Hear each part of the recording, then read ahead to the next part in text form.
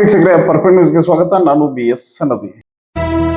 ಚಂದ್ರ ಚೂಡಮಣಿ ವಜ್ರ ನಾಗಮಣಿ ಮುತ್ತು ರತ್ನಗಳ ಗಣಿ, ಜನರ ಮನಸ್ಸಿನ ಪ್ರತಿಧ್ವನಿ, ಕನ್ನಡ ಕುಲದ ಕಣ್ಣಣಿ, ದೈವ ಗೆದ್ದ ಮುನಿ ಜೀವ ಕಾಯೋದಣಿ, ಮಣ್ಣಿನಿನಗೆ ಚಿರಋಣಿ, ಯಮನ ತಡೆಯೋ ರಾಜನಿ, ಧರೆಗೆ ಒಲಿದ ಸೌಭಾಗ್ಯನಿ, ಕೋಟಿಗೊಂದು ಮನೆತನ.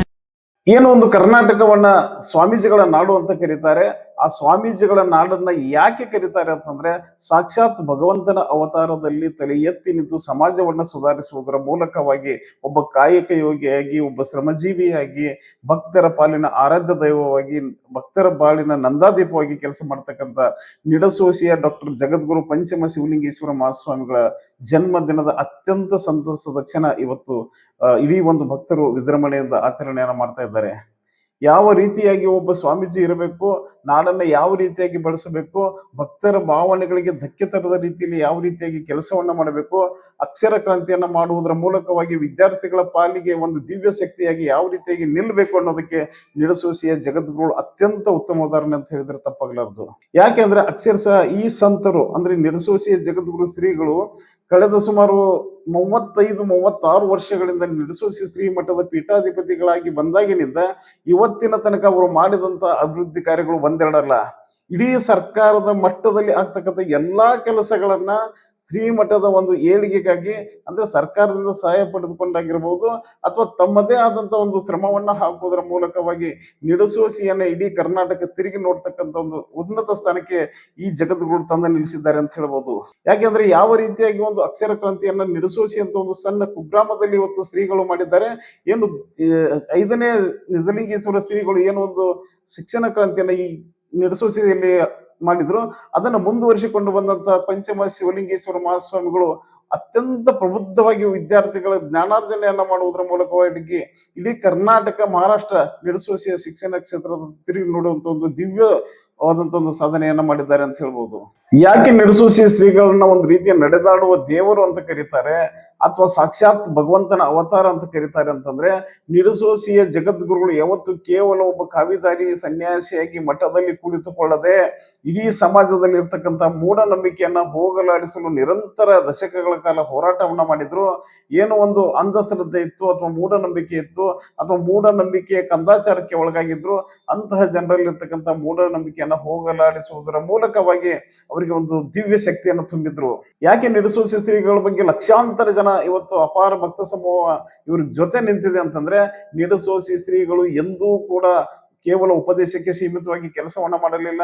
ಏನು ತಾವು ಉಪದೇಶವನ್ನ ಮಾಡ್ತಾರೆ ಅಥವಾ ಬೋಧನೆಯನ್ನ ಮಾಡ್ತಾರೆ, ಅದನ್ನು ಅಕ್ಷರಶಃ ಕಾರ್ಯರೂಪಕ್ಕೆ ತರುವುದರ ಮೂಲಕವಾಗಿ ಕಾಯಕ ಯೋಗಿ ಬಸವಣ್ಣನವರು ಹಾಕಿಕೊಂಡಂತ ಸನ್ಮಾರ್ಗದಲ್ಲಿ ನಡೆಯುವುದರ ಜೊತೆಗೆ ಶ್ರೀಗಳು ಅಥವಾ ಸಾಧು ಸಂತರು ಕೂಡ ಈ ವ್ಯವಸ್ಥೆ ಅಥವಾ ಸಮಾಜದಿಂದ ಹೊರಗಿದ್ದವರಲ್ಲ, ಒಂದು ಜನರ ಧ್ವನಿಯಾಗಿ, ಬಡವರ ಒಂದು ಧ್ವನಿಯಾಗಿ, ಕೃಷಿಕರ ಒಂದು ಭರವಸೆಯ ಆಶಾಕಿರಣವಾಗಿ ಏನ್ ಅವರು ಕೆಲಸಗಳನ್ನ ಮಾಡಿದ್ರು, ಆ ಕೆಲಸಗಳನ್ನ ಇವತ್ತು ಕೂಡ ಕರ್ನಾಟಕ ನಾಡು ಕೊಂಡಾಡ್ತಾ ಇದೆ. ಒಂದು ಅಕ್ಷರ ಕ್ರಾಂತಿ ಆಗಿರ್ಬೋದು, ಅಥವಾ ಮೂಢನಂಬಿಕೆಯನ್ನ ಹೋಗಲಾಡಿಸುವುದರ ಸಲುವಾಗಿ ಇರಬಹುದು, ಮಠದ ಅಭಿವೃದ್ಧಿಗಾಗಿರ್ಬೋದು, ವಿದ್ಯಾರ್ಥಿಗಳ ಹಿತಾಸಕ್ತಿಗಾಗಿರ್ಬೋದು, ಅಥವಾ ರೈತರ ಪಾಲಿನ ಸಂಜೀವಿನಿಯಾಗಿ ಸ್ವತಃ ಅವರೇ ರೈತರಂತೆ ಕೆಲಸವನ್ನ ಮಾಡುವುದರ ಮೂಲಕವಾಗಿ ರೈತರಿಗೆ ಒಂದು ಪ್ರೇರಣೆಯನ್ನು ತುಂಬಿದಂತಹ ಒಂದು ಖ್ಯಾತಿ ನಿಡಸೋಸಿ ಜಗದ್ಗುರುಗಳಿಗೆ ಸಲ್ತಾ ಇದೆ.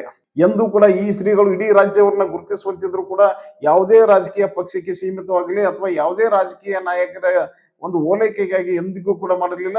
ಒಬ್ಬ ಸನ್ಯಾಸಿ ಯಾವ ರೀತಿಯಾಗಿರ್ಬೇಕು, ಒಬ್ಬ ಸ್ವಾಮೀಜಿ ಯಾವ ರೀತಿಯಾಗಿರ್ಬೇಕು, ಒಬ್ಬ ಸಮಾಜ ಸುಧಾರಕ ಯಾವ ರೀತಿಯಾಗಿರ್ಬೇಕು ಅನ್ನೋದಕ್ಕೆ ಅತ್ಯಂತ ಒಂದು ಪ್ರಬುದ್ಧ ಆದಂತ ಒಂದು ಉದಾಹರಣೆ ಅಂತ ಹೇಳಿದ್ರೆ ಅದು ನಿಡಸೋಸಿ ಜಗದ್ಗುರುಗಳು. ನಿಡಸೋಸಿ ಶ್ರೀಗಳು ಮಾಡಿದಂತ ಕೆಲಸಗಳು ಅಷ್ಟಿಷ್ಟಲ್ಲ, ಈ ಕಡೆಗೆ ಧರ್ಮ ರಕ್ಷಣೆಗಾಗಿ ನಿಂತರು. ಮಕ್ಕಳ ಪಾಲಿನ ಒಂದು ಅಕ್ಷರ ಕ್ರಾಂತಿಯನ್ನ ಮಾಡುವುದರ ಮೂಲಕ ಮಕ್ಕಳಲ್ಲಿ ಉನ್ನತವಾದಂತ ವಿದ್ಯಾಭ್ಯಾಸ ನಿಡಸೋಸಿ ಅಂತ ಒಂದು ಕುಗ್ರಾಮದಲ್ಲಿ ಸಿಗ್ತಕ್ಕಂತ ಒಂದು ವ್ಯವಸ್ಥೆಯನ್ನ ಕಲ್ಪಿಸಿಕೊಟ್ಟವರು ಈ ಶ್ರೀಗಳು. ಅದೇ ರೀತಿಯಾಗಿ ಒಂದು ಮೂಢನಂಬಿಕೆಯಲ್ಲಿ ಏನೋ ಒಂದು ಸಮಾಜ ತಿಳ್ತಾ ಇತ್ತು, ಆ ಮೂಢನಂಬಿಕೆಯನ್ನ ಹೋಗಲಾಡಿಸುವುದರ ಸಲುವಾಗಿ ಅದು ಅಕ್ಷರ ಕಲಿತವರು ಇರ್ಬೋದು ಅಥವಾ ಕಲಿದೇ ಇದ್ದವರು ಇರ್ಬೋದು, ಯಾವಾಗ ನಿಡಸೋಸಿ ಶ್ರೀಗಳು ಅದರ ವಿರುದ್ಧವಾಗಿ ಏನು ಹೋರಾಟವನ್ನ ಮಾಡಿದ್ರು, ಅವತ್ತಿಗೆ 90% ಈ ಭಾಗದಲ್ಲಿ ಇರ್ತಕ್ಕಂಥ ಮೂಢನಂಬಿಕೆಗಳು ತನ್ನಿಂತಾನೆ ದೂರ ಆಗೋದು.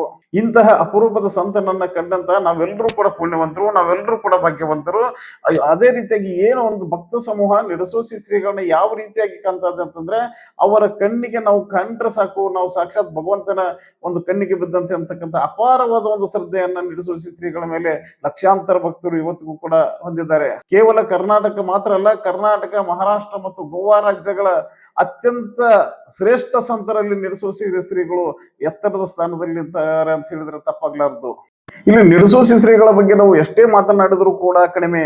ಯಾಕೆಂದ್ರೆ ಸಾಕ್ಷಾತ್ ಭಗವಂತನ ಅವತಾರವನ್ನು ಹೊಂದಿರತಕ್ಕಂತ ಶ್ರೀಗಳು ಅವರು ಇವತ್ತಿಗೂ ಮಾಡದೇ ಇರತಕ್ಕಂತ ಕೆಲಸಗಳಿಲ್ಲ.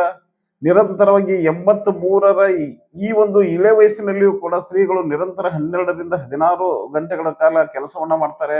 ಯಾವುದೇ ಭಕ್ತರು ಅವರನ್ನ ಆಹ್ವಾನ ಮಾಡಿದ್ರು ಕೂಡ ಇಲ್ಲ ಅಂತಕ್ಕಂಥ ಶಬ್ದವನ್ನ ಇವತ್ತಿಗೂ ಬಳಸಿಲ್ಲ. ಯಾಕೆಂದ್ರೆ ತಮ್ಮನ್ನೇ ಏನೋ ಒಂದು ಆರಾಧ್ಯ ದೈವದ ಸ್ಥಾನದಲ್ಲಿ ಇಟ್ಟು ನೋಡ್ತಾರೆ. ಆ ಭಕ್ತರ ಭಾವನೆಗಳಿಗೆ ಧಕ್ಕೆ ಬರಬಾರ್ದು.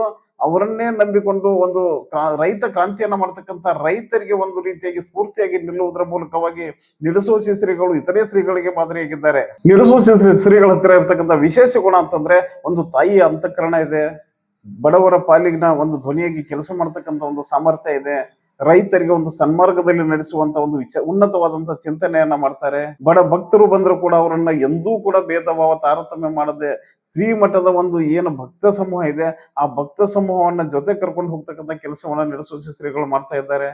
ಇವತ್ತು ನಿಡಸೋಸಿರಿಗಳು ಒಂದು ಕರೆಯನ್ನ ಕೊಟ್ರೆ ಲಕ್ಷಾಂತರ ಜನ ಭಕ್ತರು ಸೇರಿ ಶ್ರೀಮಠದ ಕೆಲಸಗಳನ್ನ ಮಾಡತಕ್ಕಂತ ಒಂದು ಸಾಮರ್ಥ್ಯವನ್ನ ಶ್ರೀಗಳು ಬೆಳೆಸ್ಕೊಂಡಿದ್ದಾರೆ. ಸಂತರಲ್ಲಿ ಶ್ರೇಷ್ಠ ಸಂತ ಅಂತ ಹೇಳಿ ಏನು ಗುರುತಿಸಿಕೊಳ್ತಾ ಇದ್ದಾರೆ ನಿಡಸೋಸಿ ಶ್ರೀಗಳು.